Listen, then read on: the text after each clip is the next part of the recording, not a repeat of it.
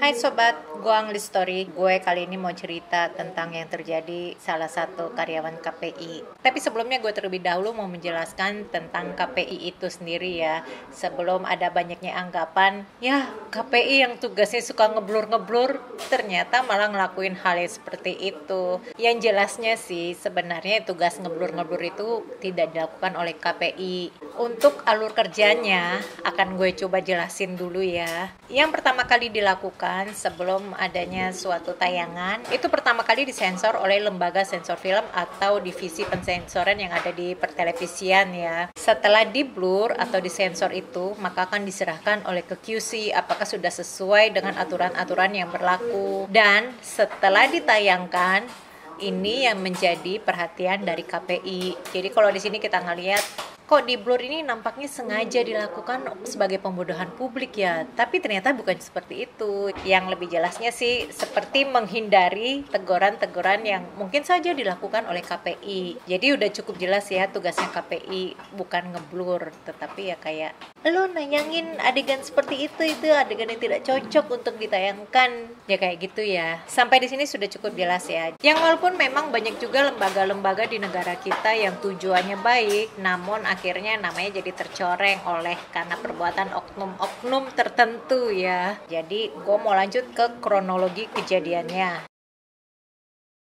Ada seorang pria yang bernama MS. Dia ini diterima di KPI Pusat sejak tahun 2011. Ia bercerita kalau ia kerap kali dibully, ia sering disuruh membelikan makanan yang padahal bukan itu tugasnya dia, dan bahkan tak jarang ia dipukul dan juga dimaki. Kejadian puncaknya ini pada 22 Oktober 2015, sekitar pukul 13, ada 5 orang yang diduga sebagai tersangka. Mereka ini masuk ke dalam ruang kerjanya MS. Mereka memegangi MS dan mencoret-coret bagian tubuhnya MS dengan sangat tidak sopan, tidak pantas. 2016, MS menjadi labil emosinya. Ia seringkali gebrak-gebrak meja dan marah tak karuan. Ia juga menjadi sering sakit. 2017, MS mengalami hipersekresi cairan lambung akibat trauma dan stres. Di tahun yang sama, MS mengirim email ke Komnas HAM menceritakan tentang kejadian yang ia alami, yang dibalas oleh Komnas HAM agar ia melaporkan kasusnya ini kepada kepolisian karena ini termasuk pidana. 2018, yang tampaknya kasus ini tidak diteruskan sehingga MS menjadi lebih sering menyendiri dan malah membuat MS jadi bulan-bulanan. Maka 2015, MS pun pergi ke Polsek Gambir untuk membuat laporan. Di sana ia disarankan agar membawa masalah internal ini ke atasannya dulu. MS melakukan apa yang disarankan, lalu ia dipindahkan ke ruangan lain. Dan di tahun ini MS mengalami PTSD. 2020, MS kembali ke Polsek Gambir, namun ia tidak mendapatkan apa yang ia harapkan. Hingga akhirnya kasusnya ini menjadi viral. Rabu 1 September 2021, tepatnya pukul 23.30, korban melaporkan hal ini dan baru direspon. Ada 7 orang pegawai yang dilaporkan untuk hal ini, yang menjadi PR yang lumayan susah nampaknya ya, karena yaitu korbannya pria dewasa yang tampaknya malah menjadi bahan pertanyaan. Lo kan udah gede, kalau mau sih dibully. Menurut gue pribadi, bully itu dapat dibagi-bagi yang menjadi beberapa bagian, tepatnya 3 bagian: bully ringan, bully moderat, dan bully berat.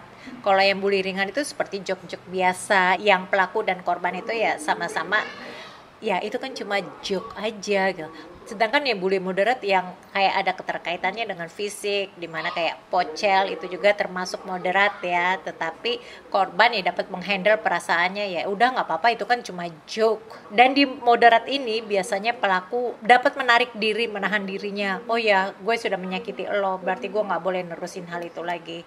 Yang bully berat ini tampaknya lebih parah dari yang kedua yang tadi gue sudah sebut, di mana pelaku akan terus-menerus melakukan hal itu, tidak mempedulikan apakah korban sedang merasa terluka fisik dan batinnya, dan di mana hal itu dapat membuat korban mengalami PTSD. Ini yang patut diwaspadai. Begitu juga dengan pelaku bully ya, karena pada awalnya itu dianggap sebagai joke, itu cuma sebagai bahan candaan biasa, yang seringkali melupakan perasaan korbannya. Biasanya nih, pelaku pembuli ini itu memiliki karakter seperti otoriter, emosinya meledak-ledak, empati rendah, agresif, narsis, dan dia juga biasanya merupakan korban bully, entah dia dibully di lingkungannya atau juga orang tuanya. Kalau kita ngelihat lagi kasusnya MS ini di mana ia mulai dibully sejak tahun 2011, mengapa MS bisa bertahan 10 tahun di sana, tidak menyerang balik ataupun resign yang dari puncaknya yang tahun 2015 itu. Terlebih ia melaporkan hal ini 2 tahun setelah kejadian itu. Tapi kalau dilihat dari kasusnya ini,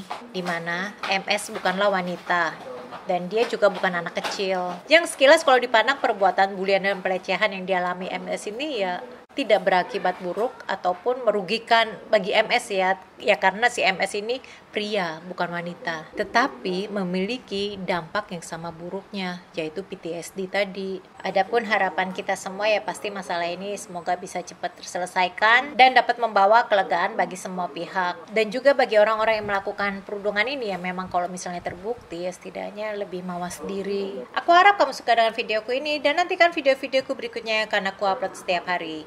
Kalau kamu ada pertanyaan, kamu ada unek-unek, kamu bisa komen di bawah. Tapi ingat ya, jangan komen yang ngebully. Jangan lupa like dan subscribe. Stay safe and stay healthy.